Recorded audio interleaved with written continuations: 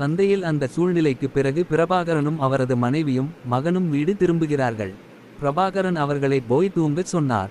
மேலும் அவர் தனது மனைவியிடம் நிலைமையை சமாளிப்பதாக கூறினார்.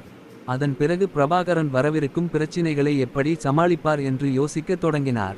பிரபாகரனால் தாக்கப்பட்ட நபர் மருத்துவமனையில் அனுமதிக்கப்பட்டார். டாக்டரும் செவிலியரும் குழப்பமடைந்தனர். ஒரு சாதாரண மனிதன் எப்படி இப்படி அடிப்பான் என்று. அவர் ஒரு சாதாரண மனிதன் அல்ல என்று ரவுடிகளிடம் கூறினார். அவர் வேறு ஏதோவாக இருக்க வேண்டும். அந்த நேரத்தில் ரவுடி டாக்டருக்கு பதிலளித்தார். ஆம், டாக்டர் அடித்த பிறகு அவர் வேட்டை புலி போல நின்று கொண்டிருந்தார். ரவுடிகளுக்கு மருத்துவர் பதிலளித்தார்.